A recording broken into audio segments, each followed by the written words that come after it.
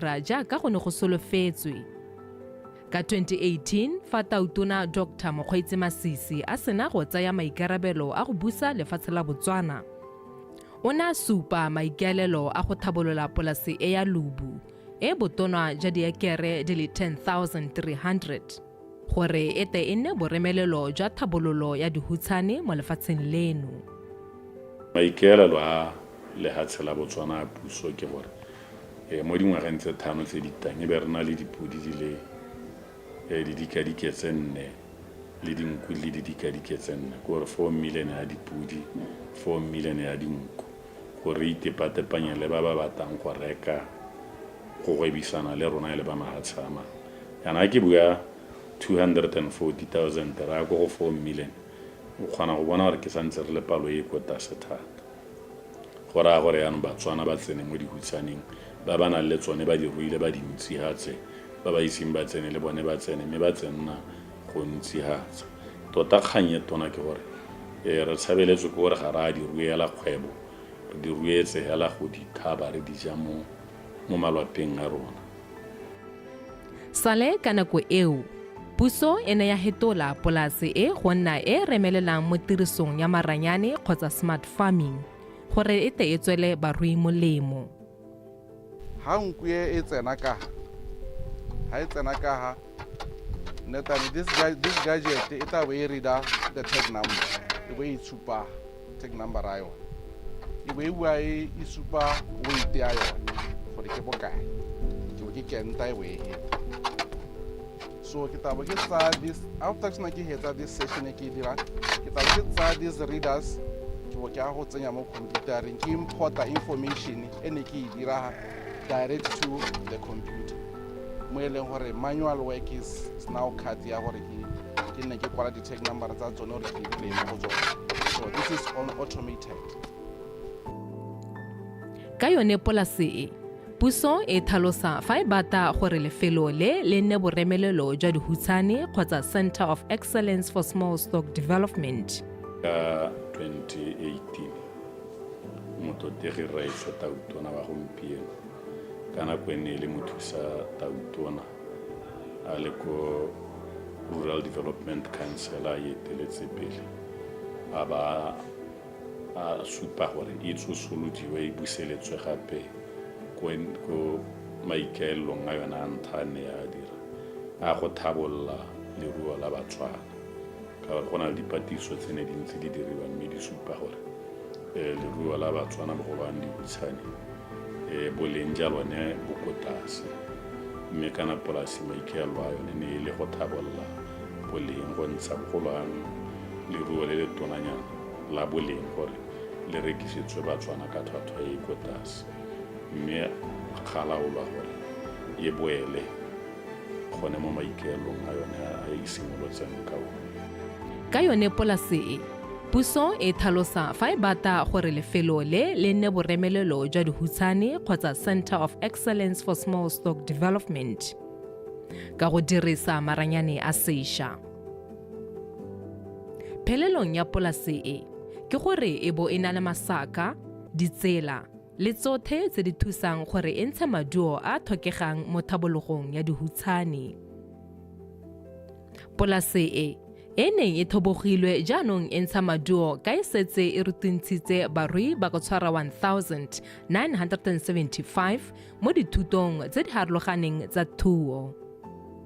Dithuto tseo di fiwa barui ka ditlhwatlhwa tse di kwa tlase.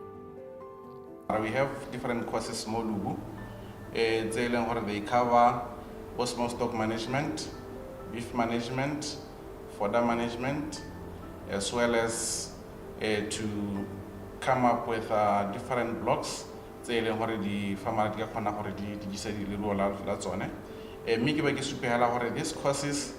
they are as cheap as 350 pula, which covers accommodation, meals and tuition. So these courses they go up to 5 days. They normally run from Monday to Friday. So these courses are very important. As you can see, they cover a lot of spectrum. As you can see, for example, we teach farmers about vaccines and drugs because there are different ways to the vaccine they administer mo leruo so o tswa ha o le fa mara o itse gore seruiwa se kentwa ha kae, se kentwa leng, se kentwa ka molemo o ntseng jang. Dikotokwe wa motse wa Quiz ke mongwe wa barui ba ba setseng ba alogile thata mo thuong ya bone ya dihutshane. Kotokwe o berekile mo polaseng ya Lobu dingwaga di ka tshwara 3 pele a ikemela ka nosi go nna mongwe wa barui ba ba thwathwa mo thuong ya dihutshane. Ke na le ngwaga di le 3 ke bereka mo polaseng ya Lobu. Yaanong ga ke bona ba tlhokomela ka teng gona ga nthusa gore ke sele sengwe go tse botsipa ka ba dirang dilo ka teng go lwantsha dinwamadi le tse dingwe hela jalo le go baya dilo ka di-paddock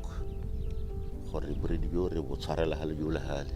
ke be ke ipotsa gore mme ke eng ga ke sa dire ko go nna le ha ntswa ke sa fensa makele ke letshela mme tota nne ga mperekela ka gore ena re ha ke tsena ha ka tsaya di savana ka dibaha le ka baya di buruboko ha le ka ba di kalare re dia yana batho ka bontsi ne ba khamala gore ka ga gona fense ke dira yang mme ke ne ka hala ke khona ga gapa ba le bantsi maikutlo raiso ke gone ya ka tota ke ne ka bona ke tshwanna ke gore ke tsamaye ka one motlhalo go tla go tsena gompieno. Tse tsotlhe o di ithutile mo polaseng e ya Lobu. Re tloetsa ba tswana gore ba ikege thata ka leruo lo sesane lo ka ke leruo le leng gore lo bogadi bo gauhi ha o lo tlhokomela mme gape ba se ka ba inyatsa go ya go Lobu ba go tsenela dithuto ha ba di utlwalela ka gore kitso o ya nya nako le nako jaanong ba leke gore ha go te dithuto go Lobu re teng re ya go tsaya botsipa ya go ithuta ka sehutshane gore ke tshwanetse gore o se manage yang ke one thotloetsweng ka ena batho.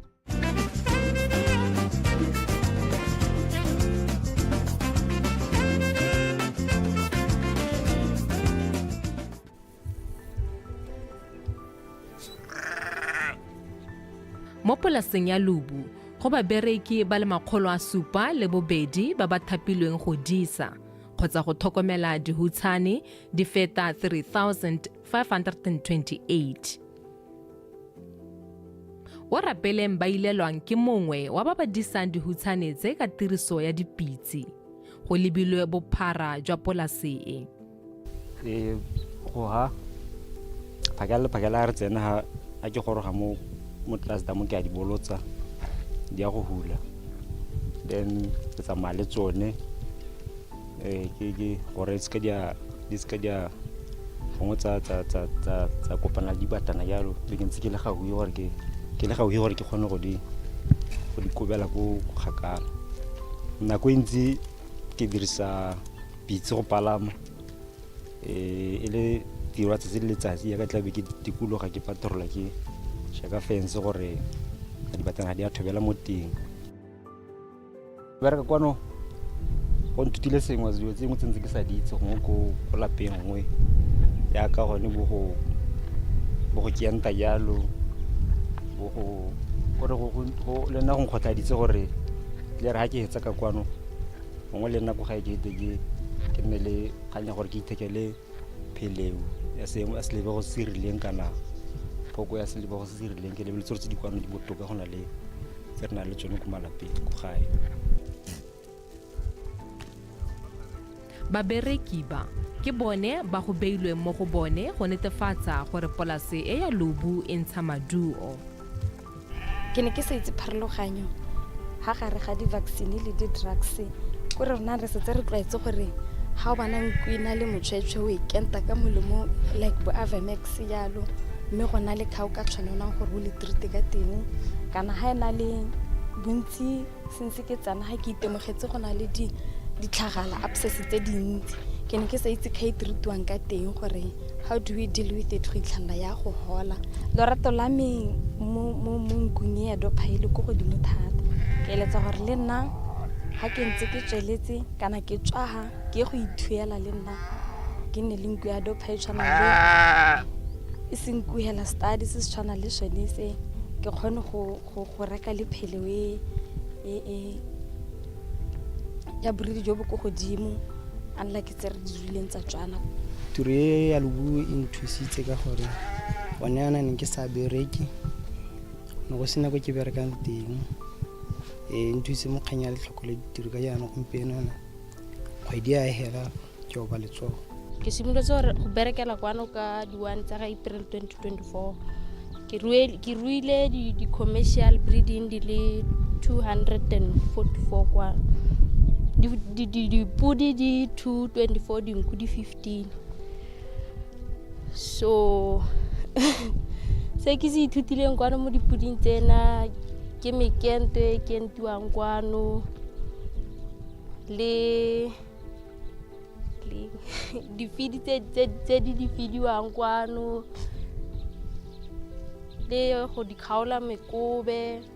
dilo tse ne ke sa di itse ke di ithutile kwano so ha ke tswa mona I want to be part of farming ko motseng kwa. Polase e ya Lobu e kgaogantswe ka masakana a le 40 go tamela dihutsanetse. Boithobogo jo bo kileng jwa bata go nna teng ka polase e jaanong ga bo sa thole bo le teng. Dira sengwe ya Lobu a ona le phisi ya pata wala sengwe kwa ba khona ba tsa ko kolong kwa ne metlipetse khwisi ga tshibana ya kare khawa ene ga ntsi ba netse ba bana dirole ya bolle kwa la place le tshega ke ba tsa mo sport ko ba bera kwa mi ka wa Lobu enta ta ira tire e no la e no hile ka ba ha di phisi pele ka ba tsa mo di khawa tsa ka gwarwa ga tsone ya ga ba tse motho le mo ga ba tsa mo go tsela ba tsa batho la ba hona ba ba theosa biketse pedi go ipiketsa ba ngwa ke ba 2 years ba theotse go ipeko ya mme ba tsemo di khawe tsa rona tse tsotlhe ba re ba ro bona moledi ya teng gone ho. Baithuti ba dikolo mo kgaolong e ba etela polase e kgapetsa go ithutuntsha ka ga yone.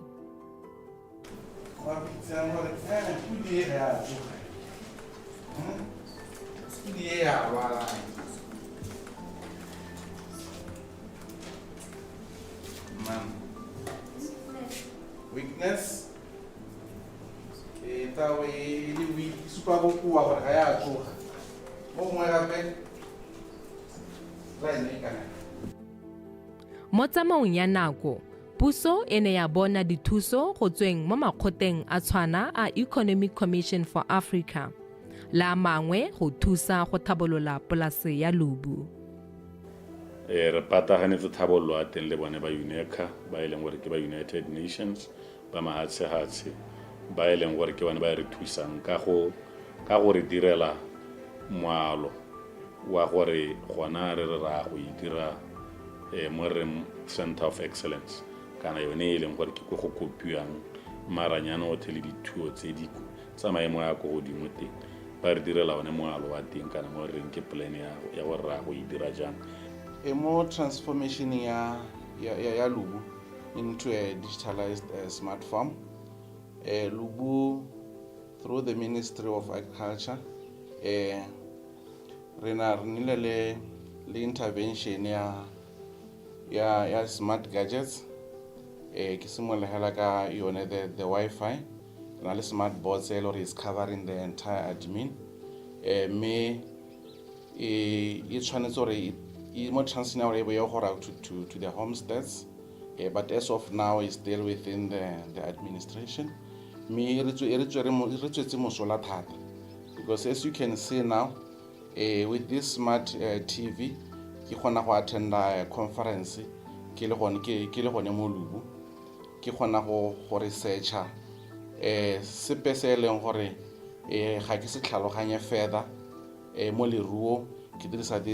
smart TV. So ke dumela gore this transition re tswetse mosola thata because re khona go research re khona go attend the conference re le gone re sa tswana ke gore bo re move to some other areas. Mangwe a mafarathata a maranyane a fitlhelwang mo ke a water harvesting hydro panels a abilweng ke Chan Soon Shiom Family Foundation a gopang metsi mo lefaufaung go dirisiwa mo polaseng. Maranyane a bidwa water harvesting hydro panels. Di panel tse di gopa metsi go tswa mo loaping kana mo lefaufaung ke supe yana go di-panel tse di na le capacity kana storage sa 30 liters ko tlase. Mme ke supe gore di-panel tse di kgone go gopa metsi mo loapi go na le di-solar panel. Di-solar panel tse ke tsone tse e le gore di tsenya motlakase o bo hetla fene go tlase ka go tsone go na le fene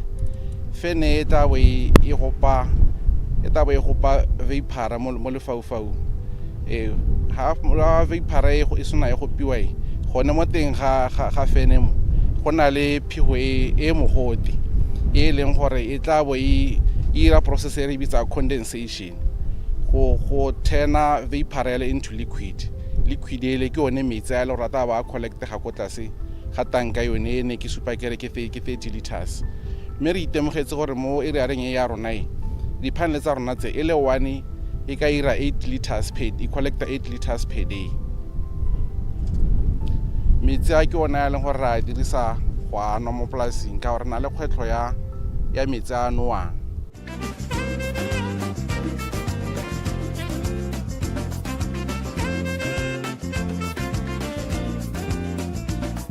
Tlhabololo ya polase ya Lobu go ikamanya le tiriso ya maranyane ke puso e dumelang thata mo go yone go tlhabolola thuo. Tota re tlhoka dipalo tse dintsi thata go dira le dimmaraka tse di leng teng tse di batang go reka mo go rona. Bangwe ba bata nama e tanyese mo marapong. Nama ha o e ntsha mo marapong o e isa e le nama o tlhoka leruo le le ntsi thata gore le he bokete jo ba bo tlhoka. Mme ebile ba bangwe ba tlhoka nku thata, mme nku ke yone e leng gore re ruile le palo e potang. Dinku tse re nang le tsone ke 240,000 go lo gongwe hela gona. Dipudi ha tsone di le around 1.2 million. Ka nako e polase e neng e tsosoloswa go ne ga akarediwa le dikgomo go leka go tswakanya ditirelo tsa yone. Di-brahman tsa rona tse se re dirisa the modern technology ya artificial insemination. Re dirisa ira yana to dirisa artificial insemination at 6 months re tla re di winner re dintsha bo ma tsone. Mme re bore di categorize both males ga di kopanya di females. They are weaned on different aspects. Then after winning at 6 months ra di trainer, we try to take out the hostility mo go tsone kana go trainer go ira gore di kgone go nna bokgwago le kgone go bereka le tsone sente ka go na go ile gore re tsentse dikente.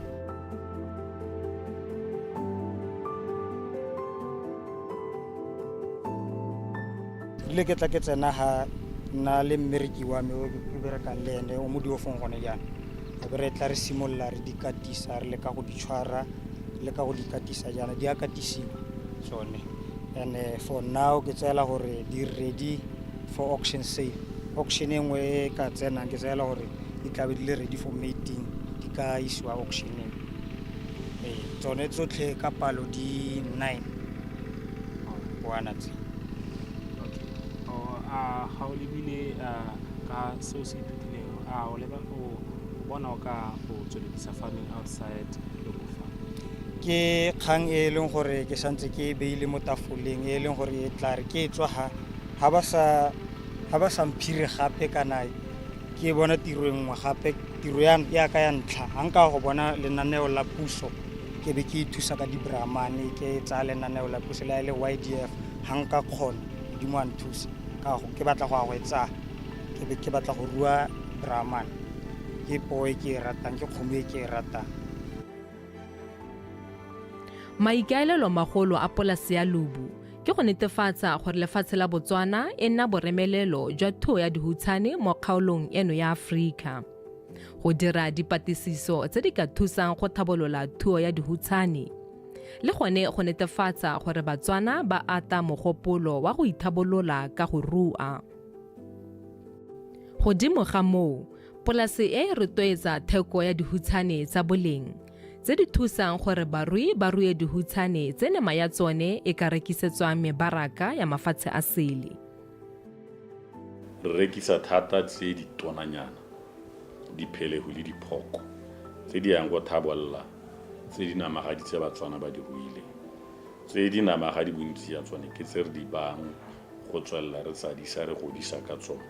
mme ga le tsone tse dinama ga di ra rekisetsa batswana hela tsa boleng jo bo rileng mme jaaka ke bua kana ditshekatsheko di supile gore leruo la rona le boleng bo ko tlase kana theko le thekiso ya diruiwa tsa nama mo Botswana dihutsane le dikgomo go rekwa ka bokete ka skale so ha motho a go ithela go beetse thwathware ya me sekale ke ya re bokana ha e gata skale go raya gore wena tiro ya go ke gore o oketse bokete ja seruiwa sa gago gore o oketse madi a o ka tsa mo morekisi jaanong maikaelelo a ko Lobu ke gone gore re thabolle boleng ja nama ka bokete le matsopa a batho ba a dirisa gore ba kgone gore ba le tsone tse di go rekisa tsa thuo hela o ba ka rekisetsa batswana boleng jo bo rileng go tswelela ba tolosa kgang ya boleng mme le bone ba boelwa ka gore ba tabo ba boa ba rekisa leruo le le thabolotsweng. Mo nakong eno polase e tsweletse ka go ntsha dihutsane tsa maemo a kwa godimo tse gantsi di rekisiwang ka palobalo. Leruo le kwa ke leruo la thwathwa le goromente mmene a le rekisang ka dithwathwa phokoletso batswana ke bone ba ka isang dithwathwa ko godimo ka go rekisa ka palabalo. Rekisa ka palabalo ke tsamaiso ya goromente ka gore go thata gore re motho a tsamaela e go reka e toga nna e kete ba bana le dithata ke bone ba re ba buletseng gore ba ka reka yaanong kana palabalo ya bo e buletse motswana mongwe le mongwe gore ba te ba nkgisane magwaga ba te ba bone gore mongwe le mongwe wa iteka ithobogele go na le gore e bo yo tampele kana a kata a thopa tse di rileng. Lefatshe la Botswana le dumela gore fa polase ya Lobu e ka atega matshelo a batho ba ba ikagileng thata ka thuo ya dihutsane le one a ta fetoga. Botswana mongwe le mongwe o ka ya gone kwa hela a kopa rwala tante ya gagwe a itseela tsa di tsayang a itha a nna le rona gone mo la tsenya diata a dira le rona a ithuta a tshwara ka diata gore ha ya go tswa kwa a ba a setsa tlhaloganya thuo ya dihutsane.